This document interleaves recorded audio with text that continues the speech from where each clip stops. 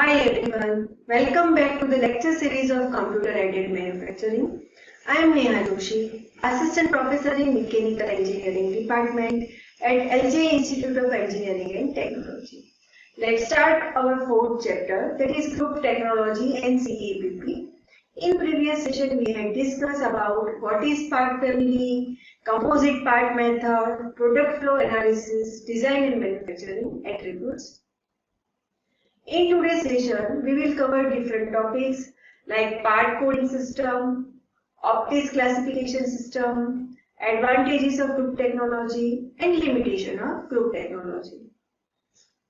Now, first of all, what is part coding? A part coding system consists of a sequence of symbols that identifies part design and or manufacturing attributes. Coding is the process of assigning symbols to the parts. The symbol in the code can be all numeric, all alphabetic, combination of numeric and alphabetic. However, most of the standard coding system use only numbers. Now, classification is a process to group all the related parts in a group, and sometimes it is known as a part families, whereas coding means that the part families are being assigned with a symbol. People will be able to obtain the information of the particular product based on the code. Each character of the code also carries the information of the previous code. This is the most effective and accurate method. Nowadays, there are almost more than 100 types of classification and codings are available in the world. Besides, the coding system may vary from one company to another company. Many companies had hired some expert to improve the coding system, but there is no any universal acceptance until now. Some of the people may think that coding is just a simple task and can be easily done. However, it is actually a very difficult and complex problem. Many time and energy have to be spent in order to find the best coding system that's suitable for the company. As stated above, there are about 100 coding of system available in the world. However, all the classification and coding system can be grouped into three different kinds. Generally, there will be three kinds of code, which is first one is hierarchical code, then attributes code or polycode, and third one is hybrid code.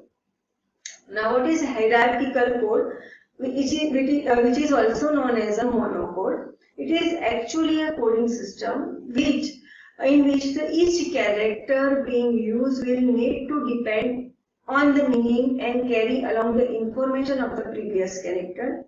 This kind of system also shows a tree structure pattern. The benefit of using this coding system will be the coding system seem to be more apparent and all the information will be obtained based on the code itself. Monocode is very useful in many ways, especially when the products are different in shape, size or other geometric characteristics. Forming a good monocode system can be very difficult. However, there are some hints for those companies who wish to form a monocode system.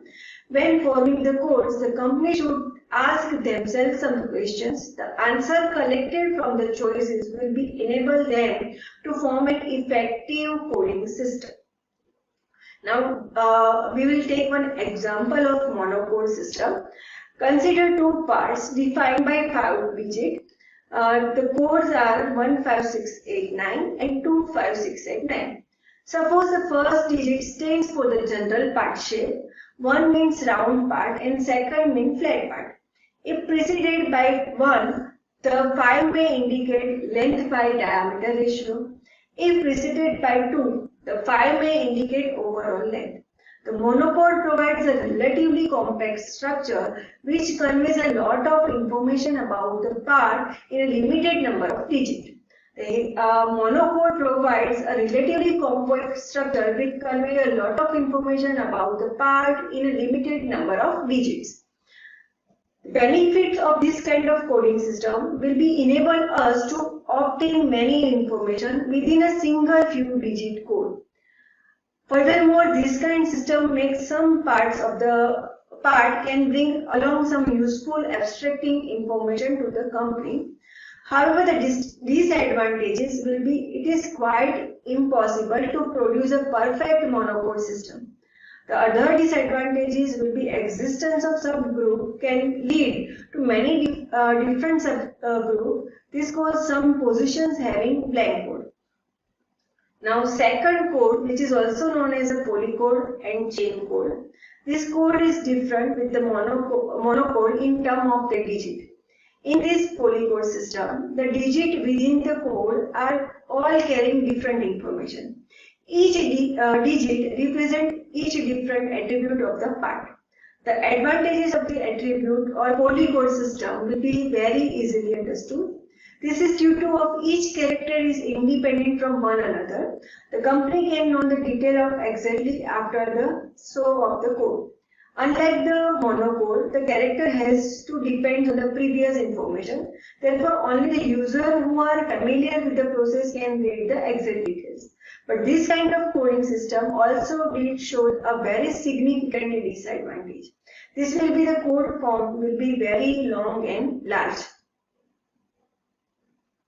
And the last and final category of coding system will be the hybrid code or mixed code. This is a kind of code system which most of the company prefer. This system combines the advantages from the monocode and the polycode system. People may define this is an advanced system code. The example of this code will A12131B120. The first alphabet A is actually represent the type of part such as a gear or screw. The next 5 digits used to represent the attributes of the part. Then the B in the code above the represent another subgroup such as material or design. So the following digit will be explaining the attitude of the subgroup stated. This is clearly so that the system did rely on the previous digit but also has some digits are independent which are able to show the attributes by itself. Now we will discuss about the OPTIS classification system. The OPTIS part classification and coding system is the most widely used and perhaps the best classification and coding system available today. The basic code consists of 9 digits which can be extended by adding more 4 digits. OPTIS code can have 3 sections. First 5 digits, which is known as a form code, and describe the primary design attributes of the part, which is followed by the 4 digit, which is known as a supplementary code, and describe the manufacturing attributes of the part. And this may be followed by a company specific 4 digit, which is known as a secondary code, intended for the described production operation sequence. Here in the diagram, you can see form code, then supplementary code and secondary code, which is used in OPTIS classification system. Now, general structure of the OPTIS classification system. Now, in this diagram, you can see primary digit. Digit 1 shows whether the part is rotational and also basic dimensions ratio, length to diameter if the rotational and length or width if the non-rotational part is there. Digit 2 show the main external shape, partly depend on the digit 1. Then digit 3 main internal shape. Digit 4 shows machining requirement for the plane surface, and digit 5 shows the auxiliary features like additional holes etc. Now secondary digit, you can see here secondary digit which consists 4 digit. Digit 6 shows the dimensions. Digit 7 shows work material. Digit 8 shows the original shape of the raw material, and digit 9 shows the accuracy requirement. Now we will discuss what are the benefits of GT in manufacturing. First benefit is standardization of tooling, fixtures and setup is encouraged. The next one is improved worker satisfaction in GT cell. The next is working process and manufacturing lead time are reduced. Material handling is reduced as a part are moved within a machine cells rather than the entire factory. Process planning and production schedule are simplified and higher quality work. Now we will discuss the manufacturing application objective.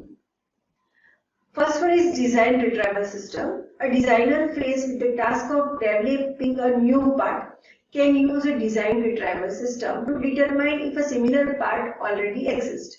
A simple change in an existing part would take much less time and designing a whole new part from scratch. From the survey of industry, we can see that the existing part design could be used 20%, existing part design with modification could be used 40%, and new part design require 40%. By using the group technology, simplification and standardization of design parameters such as tolerance, chamfers, hole size, thread size will be possible, which reduce the tooling and fasteners requirement in manufacturing. Now we will discuss advantages of group technology. First one is reduce material handling. A group technology layout is designed on the basis of minimizing the material flow, as the parts are moved within a machine cell rather than within the entire factory. So material handling is reduced. Second benefit is reduced tool setup time. The group technology reduces tool setup time, thereby reducing the manufacturing lead time. The third benefit is reduced work in process. The group technology drastically reduces the manufacturing lead time. This reduces the work in process and hence lead to the reduction in inventory of the raw material. Next advantage is promotes of standardization of tooling, fixtures and setups. Group technology manufactures the similar parts in one cell. This leads to standardization of tooling and fixtures.